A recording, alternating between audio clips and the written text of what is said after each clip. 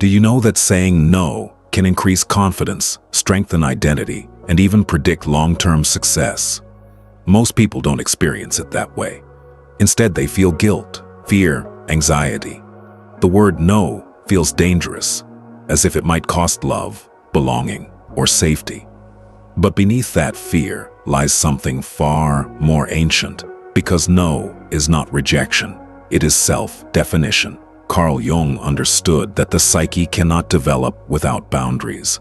Without limits, the self dissolves into the expectations of others, and when that happens, the shadow grows. From an early age, many of us learn that compliance equals acceptance. We are rewarded for saying yes, for adapting, for being agreeable, so the psyche learns a dangerous equation. My value depends on my availability. Over time, this creates a split. The outward persona becomes accommodating, flexible, pleasing, but beneath it, the true self withdraws, resentful, exhausted, unseen. But this is where the inability to say no is born. In Jungian terms, boundaries are psychic membranes. They protect the integrity of the self. When those membranes are weak, external demands invade the unconscious, shaping identity from the outside in. You don't feel powerful when you say yes to everything. You feel hollow, overextended, disconnected.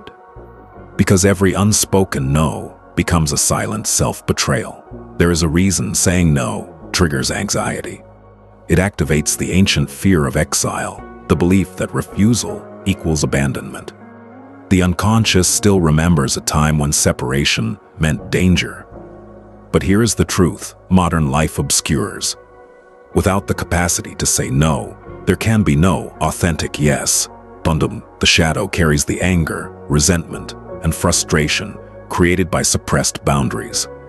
And when ignored, it leaks out sideways. Through burnout, passive aggression, emotional numbness, or sudden rage. Saying no is not about control. It is about containment.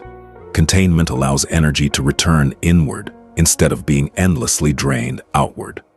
This is why people who set boundaries often appear calmer, more confident, more grounded. They are no longer leaking themselves into the world. Let me tell you a story. There was a woman who prided herself on being dependable. She said yes to everything: projects, favors, emotional labor. People praised her for it, but inside she felt invisible. In therapy, she realized her fear wasn't disappointing others.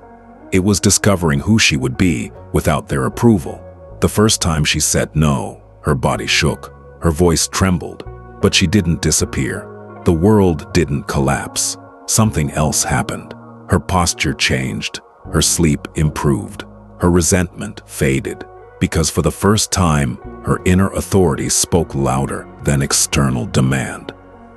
Jung called this the emergence of the sovereign archetype, the inner ruler who decides what enters the psychic kingdom and what does not. Without this archetype, the psyche becomes colonized. Saying no activates this inner ruler. It draws a symbolic circle around the self and declares, "This is where I end, and this is where I begin." Of course, not everyone will like it.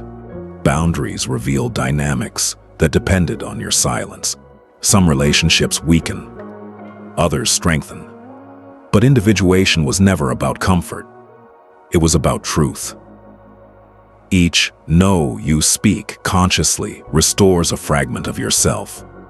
Each boundary redraws the map of your inner world. And slowly, confidence stops being something you perform and becomes something you inhabit. So if saying no feels terrifying, ask yourself, what part of me has been waiting to be defended? Because strength doesn't come from endless giving. It comes from knowing when to stop. And in that refusal, you finally meet yourself.